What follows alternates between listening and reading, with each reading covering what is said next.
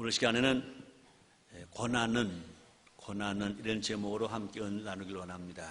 지난주에 설교에서 인류 역사는 고난의 역사다 그랬습니다. 인류 역사는 고난의 역사이다 그랬습니다. 오늘은 이렇게 말합니다. 고난은 천국 수업이다.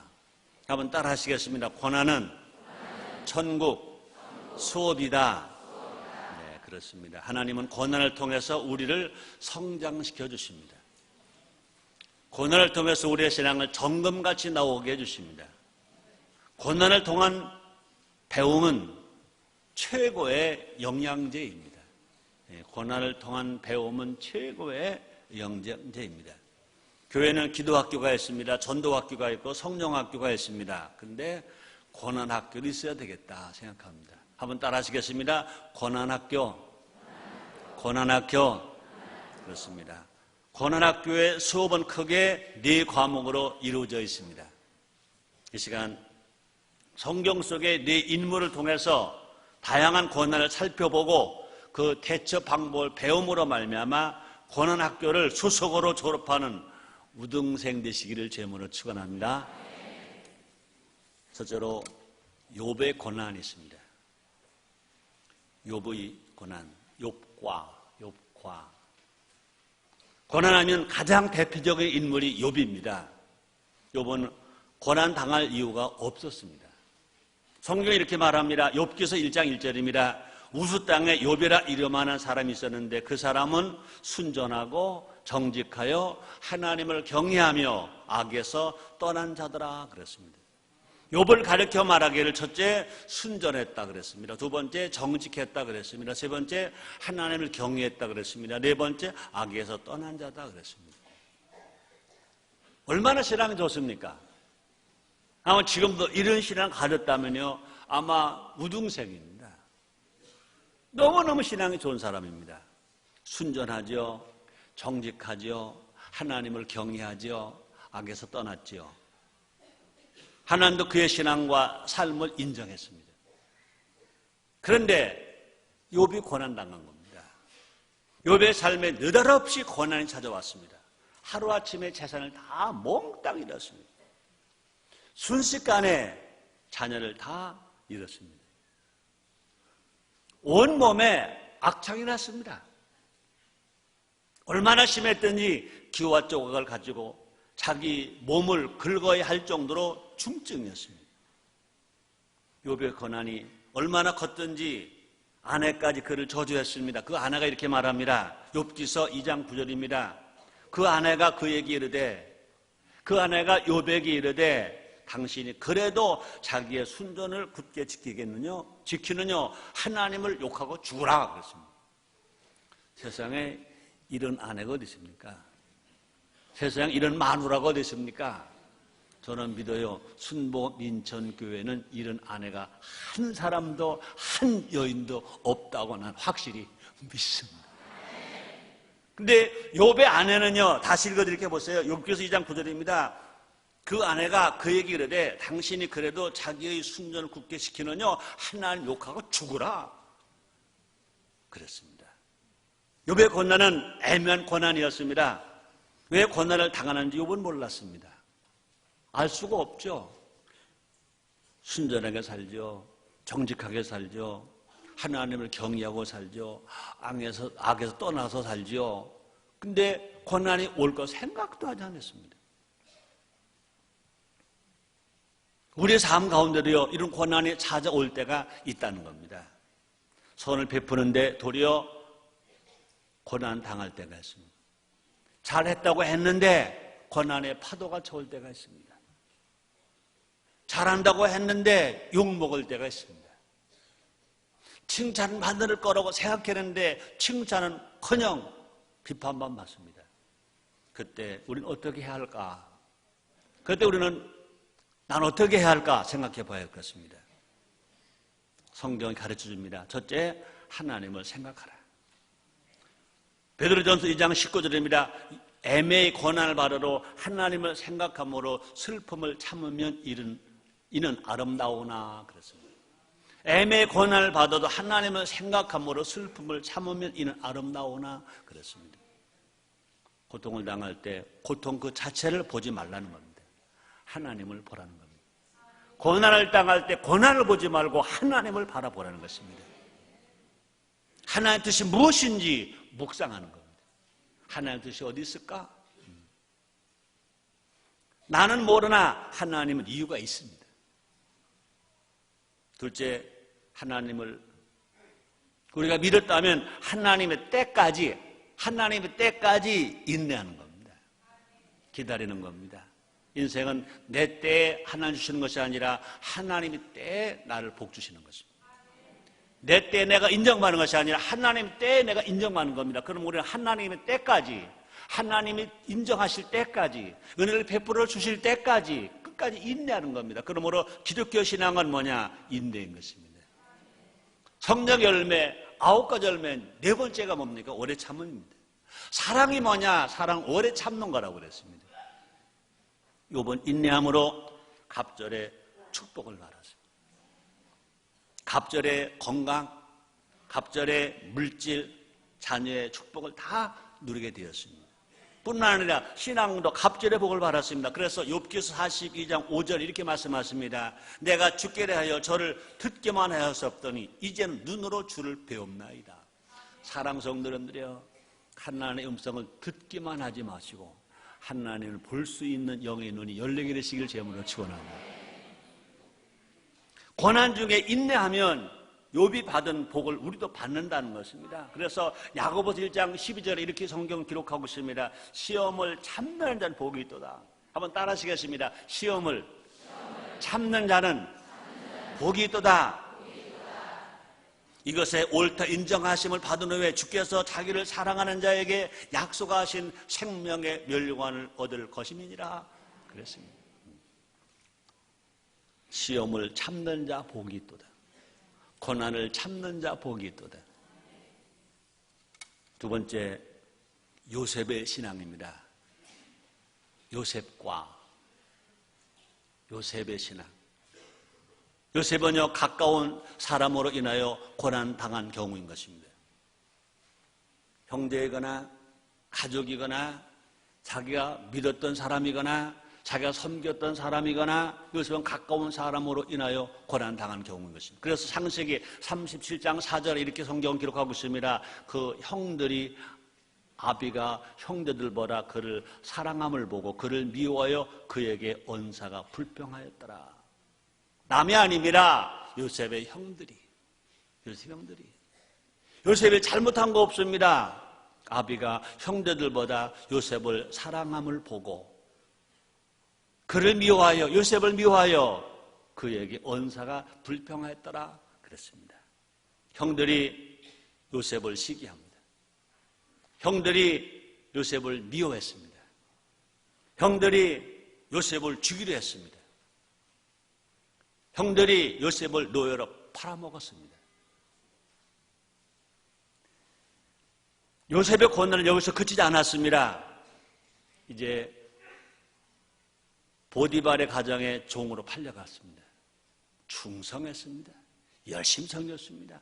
쉼을 받았습니다. 주인을 위해서 죽도록 충성했습니다. 그런데 보디발의 아내로 인하여 억울한 누명을 씁니다. 옥에 갇힙니다. 옥에서도 술 맡은 장관을 도와줍니다. 그 도움을 받은 그 술 맡은 장관이 까맣게 잊어먹습니다. 요셉의 돌아온 것은 여전히 옥살이 하는 것 뿐입니다. 요셉은 항상 가까운 사람들에게 고난당했습니다. 요셉은 먼 사람이 아니라 가까운 사람에게 고난을 당하고 있는 것입니다. 가까운 사람에게 고난을 당한다면 아픔도 더 클 것입니다. 상처도 더 깊을 것입니다. 믿었는데, 나는 사랑했는데 왜 나에게 아픔이 올까? 그럴 때 예수님이 이렇게 말씀했습니다. 난 너를 사랑하나 너는 나를 대적하니 난 너를 기도하노라. 시편 109편 4절 이런 말씀을 기록했습니다. 사람을 만나보면 어린 시절에 상처들이 있습니다. 버림받은 상처가 있습니다. 배신당한 상처가 있습니다. 거절당한 상처가 있습니다. 학대받은 상처가 있습니다. 비교와 편애를 겪은 상처가 있습니다. 이런 상처는 모두가 대부분 다 가까운 사람에게서 받은 상처입니다. 모르는 사람에게서가 아니라, 먼데 사람에서가 아니라 가까운 친구, 가까운 형제, 가까운 이웃, 가까운 사람들에게, 가까운 사람에게 받은 상처는 그 상처가 씻을 수 없는 더 큰 고통이 있습니다. 부모에게 버림받으면 적대감이 막 꿈틀댑니다. 친구로부터 배신당하면 불신이 살아 움직입니다. 미움과 원망과 증오에 묶여 살게 됩니다. 차라리 내가 나쁘게 대한 사람에게 보복을 당했다면 억울하지 않는데, 가족이나 친구나 친척이나 가까운 사람, 내가 사랑받아야 할 사람, 내가 사랑을 준 사람에게 고통을 당하면 그 미움과 원망과 증오가 너무너무 심합니다. 속이 상합니다. 잠을 잘 수가 없습니다. 얼마나 괴로운지 모릅니다. 자, 그런데 요셉 고난학교에서 요셉은 어떻게 풀었을까? 요셉은 어떻게 풀었을까? 요셉처럼 풀어야 합니다. 풀지 않으면 그것이 곧 나에게 독이 됩니다. 풀지 않은 것이 나에게 병이 됩니다. 풀지 않은 나에게 아픔이 됩니다. 그것 때문에 삶 의욕을 잃어버립니다. 살 소망 끊어져 버립니다. 요셉은 실패할 수밖에 없습니다. 그런데 요셉은 어떻게 했냐고요? 요셉은 과거에 매이지 않았습니다. 과거 때문에 오늘 상처로 살지 않았습니다. 과거 때문에 오늘 아프게 살지 않았습니다. 과거 때문에 오늘 괴롭게 살지 않았습니다. 과거를 털어버리자. 과거를 잃어버리자. 6.25 전쟁이 끝나고 한참 아픔이 있을 때, 괴로움이 있을 때,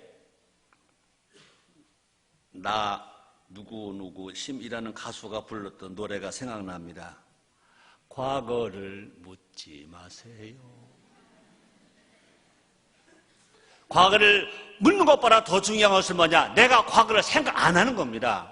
내가 받은 상처, 내가 받은 아픔, 내가 받은 괴로움을 과거 거 현재로 끌고 와서 고민하고 낙심하고 원망하고 불평하는 거 아니라는 겁니다. 잊어버리는 겁니다.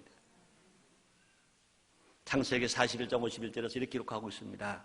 요셉이 그 장자 이름을 므낫세라 하였으니 하나님이 나로 나의 모든 고난과 나의 아버지의 온 집 일을 잃어버리게 하셨다 함이라. 요셉이 팔려갔지만 하나님 축복하셨습니다.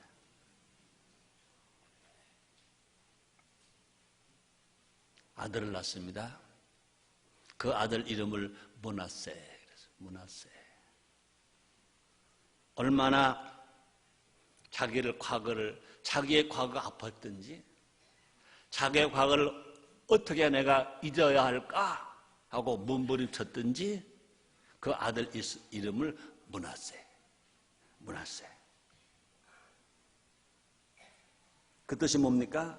하나님이 나로 나의 모든 고난과 나의 아버지의 온 집 일을 잃어버리게 하셨다. 그런 뜻으로 아들 이름을 므낫세. 대단하죠? 과거를 상기하는 요셉이 아니라 과거를 잃어버리는 요셉. 역사적인 과거는 기억해야지만 내가 당한 아픔의 과거는 잊어야 우리가 산다는 것입니다. 요셉은 과거 대신 현재를 중요시했기 때문에 그렇습니다. 그래서 창세기 45장 5절 하반절 이렇게 말합니다. 하나님이 생명을 구원하시려고 나를 당신들 앞서 보내셨나이다. 모든 걸 긍정적으로 생각하는 겁니다. 희망으로 생각하는 겁니다. 감사하게 생각하는 겁니다. 오늘 미래를 중요시 여기는 겁니다.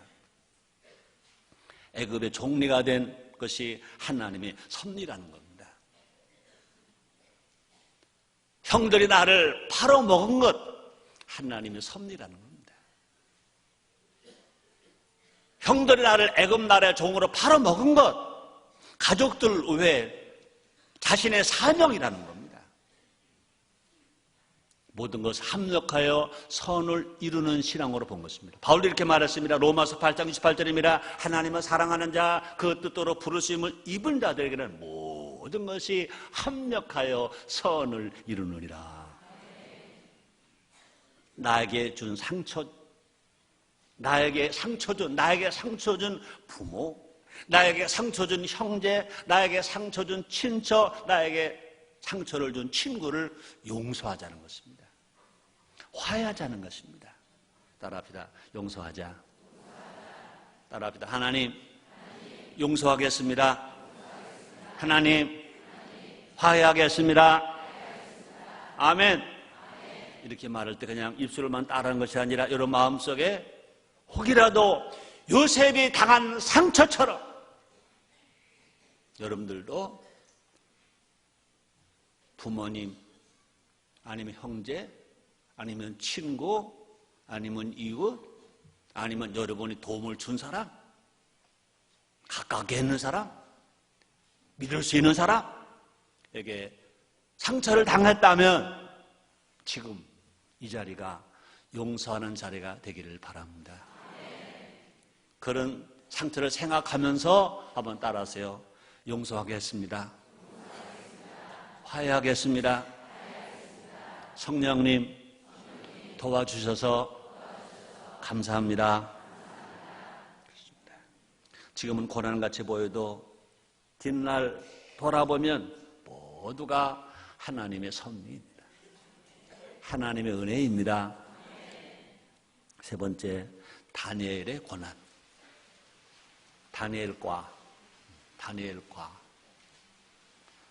다니엘의 고난은 신앙으로 인한 고난입니다. 신앙이 너무 좋아서 당한 고난이라 그 말인 것입니다. 다니엘은요, 탁월한 사람이었습니다. 얼마나 탁월했는지 바벨론의 포로로 잡혀갔으면서도 바벨론 왕국의 총리가 됩니다. 놀라지도 않네요. 포로로 잡혀간 소년이 그 나라의 총리가 됩니다. 그래도 안 놀라네요. 포로로 잡혀간 소년 다니엘이 그 나라의 총리가 됩니다. 다니엘서 6장 3절에 기록되었습니다. 다니엘은 마음이 민첩하여 총리들과 방백들의 뛰어남으로 왕이 그를 세워 전국을 다스리게 하고자 한지라. 총리가 그냥 총리가 아닙니다. 총리 중 총리. 왕의 제일 신임받는 총리입니다. 모든 백성들의 제일 존경받는 총리입니다. 그래서 사람들은 그를 시기합니다. 사람들은 그를 시샘합니다. 시샘했습니다. 다니엘을 죽이기 위해서 계략을 꾸밉니다. 한 달간 왕만을 신으로 섬겨야 한다는 것입니다. 그때까지 다니엘은요, 이스라엘 백성임을 잊지 않았습니다. 하루에 3번씩 예루살렘을 향해서 창을 열고 하나님 앞에 감사하며 기도를 했습니다. 이것을 알고 있기 때문에 이게 시기해서 그걸 꼬투리를 잡아서 그를 죽이려고 합니다. 그러나 다니엘은 굴복하지 않았습니다. 그럴지라도 다니엘은 신앙을 지키는 겁니다. 다니엘서 6장 10절입니다. 다니엘이 이 조서에 어인을 지킨 것을 알고도 자기 집에 돌아가서는 그 방의 예루살렘으로 향하여 열린 창에서 전에 행하던 대로 하루 3번씩 무릎을 꿇고 기도하며 그 하나님께 감사하였더라. 멋져 안 멋져요? 죽음? 그까짓 거야. 죽음? 결국 사적으로 던져집니다. 다니엘서 6장 10절입니다. 이 왕이 명함에 다니엘을 끌어다가 사자굴에 던져 넣는지라. 왕의 명을 어겼습니다. 원래 그것은 왕이 원뜻은 아니었습니다. 다른 방백들이, 다른 신하들이 다니엘을 시기하는 겁니다. 그런 상황에도 다니엘은 굴하지 않습니다. 결국은 사자굴에 던져졌지만 사자의 밥이 되지 아니하고 하나님께서 그를 지켜주셔서 머리털 하나 상하지 아니하고 그런 살아나와서 더 신임을 받아 주님을 기쁘시겠습니다. 우리의 삶이, 우리의 신앙이 누구를 본받아야 할까? 다니엘 신앙을 본받아야 될 줄 믿습니다. 우리도 신앙 때문에 고난당할 수 있습니다. 세상 사람들로부터 배척될 수 있습니다. 혹시 이런 일터에서, 회사에서 불이익을 당할 수 있습니다. 우리의 신앙 때문에 가족들로부터, 친척들로부터 핍박을 당할 수도 있습니다. 우리의 신앙 때문에 명절 때마다 고통스러울 수도 있습니다. 또 우리의 신앙 때문에 불의한 방법을 쓰는 사람들 때문에 손해볼 수도 있습니다. 고난 당하는 것을 이상하게 여기지 말자는 겁니다. 우리가 세상에서 고난 당하는 것은, 우리가 이 세상에서 고난 당하는 것은 다니엘처럼 신앙이 좋기 때문이다. 예수쟁이라는 증거이다. 세상과 구별된 삶을 산다는 증거입니다. 그뿐 아니라 말씀대로 산다는 증거요, 성령 인도를 따라 산다는 증거인 것입니다. 그뿐 아니라 악한 마귀가 우리 때문에 두려워 떠는 것입니다. 그러므로 우리가 다니엘처럼 어려움을 당하고 시험을 당할 때 있다는 것입니다. 하나님은 능히 감당하게 하십니다. 하나님은 피할 길을 열어주십니다. 고린전서 10장 13절에서 사도 바울은 이렇게 말합니다. 사람이 감당할 시험밖에는 너에게 당할 것이 없나니 오직 하나님은 미쁘사 너희가 감당치 못할 시험 당함 허락지 아니하시고 시험 당할 즈음에 또한 피할 길을 내서 너희를 능히 감당하게 하시느니라. 우리 하나님은 좋으신 하나님, 우리 성령은 좋으신 성령님, 우리가 말씀 중심으로 살아갈 때, 우리가 신앙의 절개를 지켜 살아갈 때 틀림없이 눈동자처럼 지키시고 보호하시는 것 믿으시기를 제물로 축원합니다. 고난의 위험이 클수록 하나님의 위로가 더 크다고 말씀합니다. 고린도후서 1장 5절입니다. 그리고 고난이 우리에게 넘친 것 같이 우리의 위로도 그리스도로 말미암아 넘치는도다. 할렐루야. 할렐루야입니다. 그리고 고난이 우리에게 넘친 것 같이 우리의 위로도 그리스도로 말미암아 넘친다고 말씀합니다. 우리 모두 당당하게 고난과 맞섭시다. 고난을 피하지 말고, 고난 앞에 비겁하지 말고 당당하게 고난아 와라. 나는 너를 대적한다. 하나님 나와 함께 하신다. 고난을 이길 수 있다. 할 수 있다. 하면 된다. 해보자. 하고 승리하는 여러분 다르시기를 제물로 축원합니다.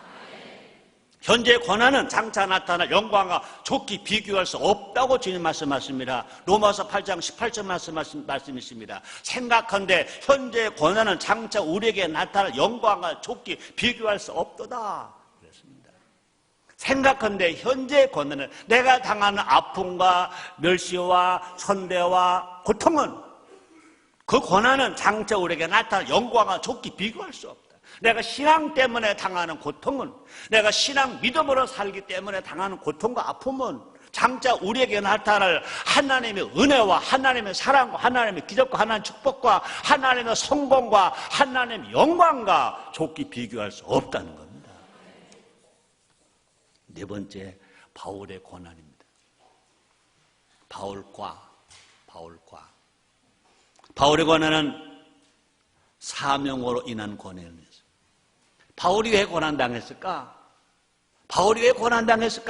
바울은 사명을 감당하기 때문에 받은 고난입니다. 바울은요, 출세가 보장되어 있는 사람입니다. 바울은 위대한 사람입니다. 바울은요, 바리새파 회원입니다. 바울은요, 가말리엘의 문화생입니다. 바울은요, 유대 지도층의 신임 두텁습니다. 바울은요, 로마 시민권자입니다. 바울 시대에 보면요, 바울처럼 모두 갖춘 사람이 없을 만큼 모두가 고루 갖춘 위대한 시민입니다. 뭐든지 할 수 있는 힘을 가진 사람입니다. 예수를 만난 후에 그는 사명의 길을 가는 겁니다. 예수를 만나기 전에는 예수 믿는 자, 핍박하는 자였지만, 그러나 예수를 만난 후에 그의 삶이 바뀐 겁니다. 그 사명, 주님이 주신 사명, 예수님이 주신 사명의 길을 가는 겁니다.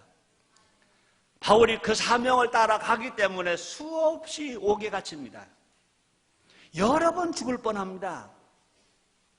매도 예수님보다 더 많이 맞습니다. 예수님은요 39차례 매를 맞았습니다. 40에서 하나 감한매 39채의 매를 한 번 맞았습니다. 근데 바울은요 40의 감한매를 39번씩 맞는 매를 5번이나 맞았습니다.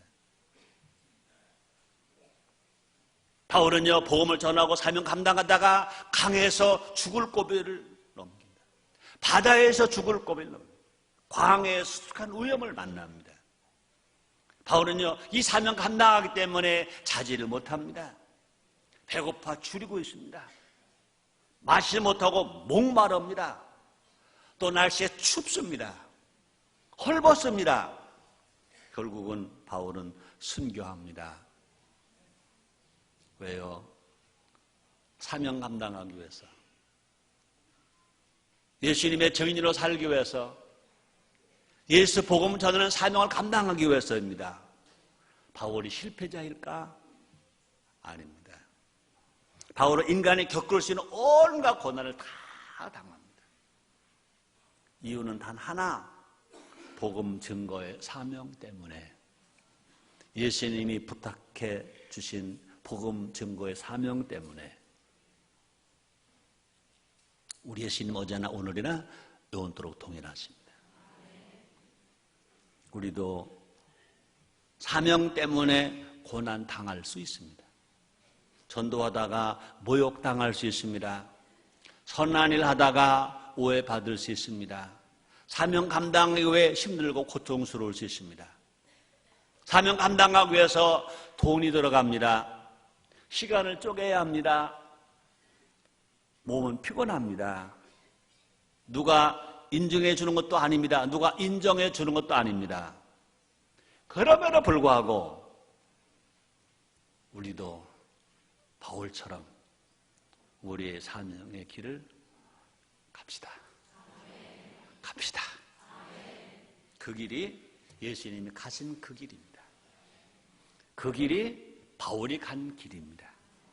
그 길이 우리의 선조들이 간 길입니다. 그들이 사명의 길을 갔기에 오늘 우리는 여기 있는 겁니다.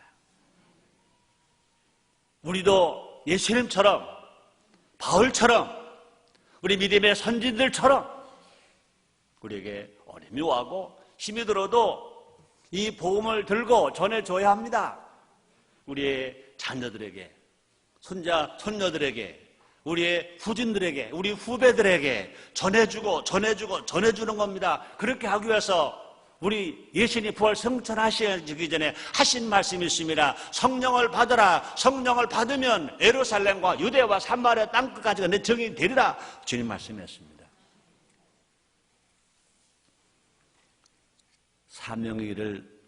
사명의 길을 두려워하지 맙시다.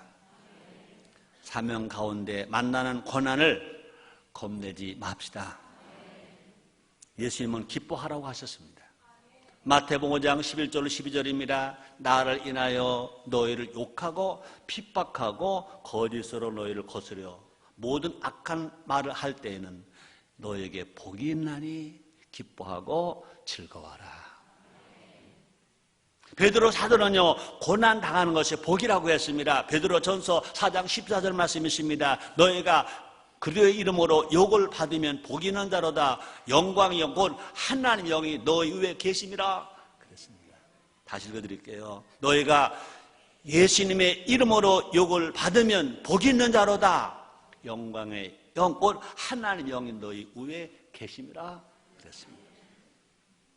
뿐 아닙니다. 고난 중에 하나님 우리와 함께 하신다 그랬습니다. 이사야서 43장 2절입니다. 내가 물 가운데로 지날 때 내가 함께 할 것이라.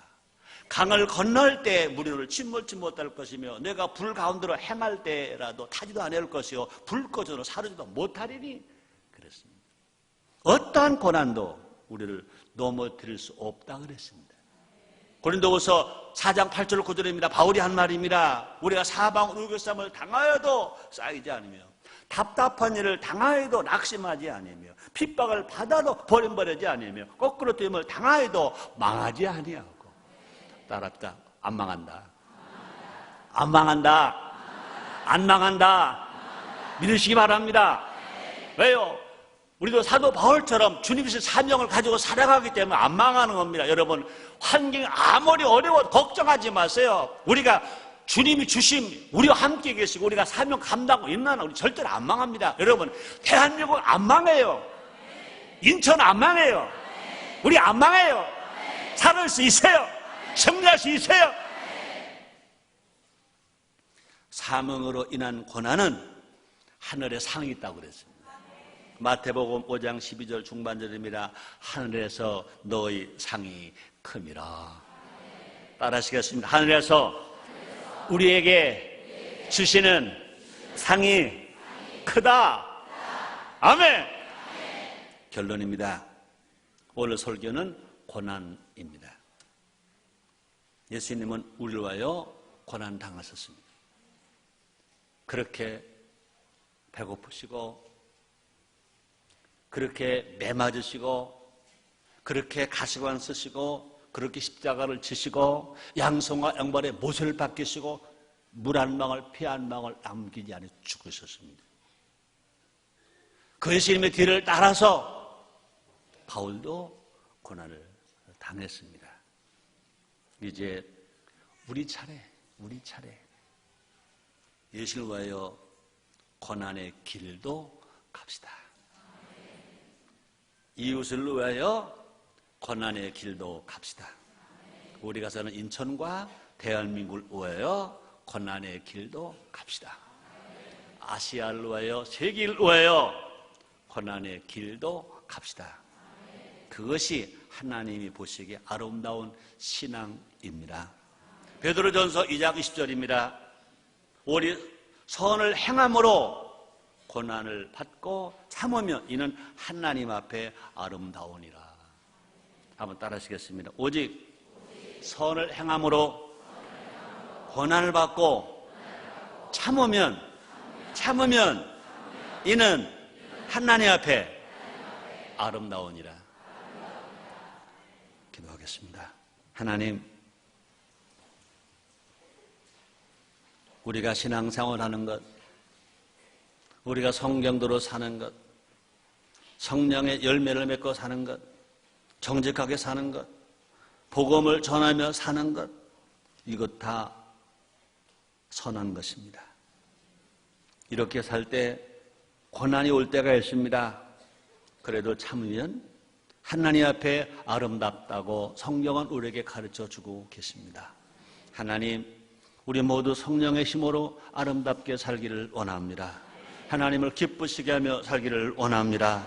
주님 도와주시옵소서. 예수님의 이름으로 기도드리옵나이다. 아멘.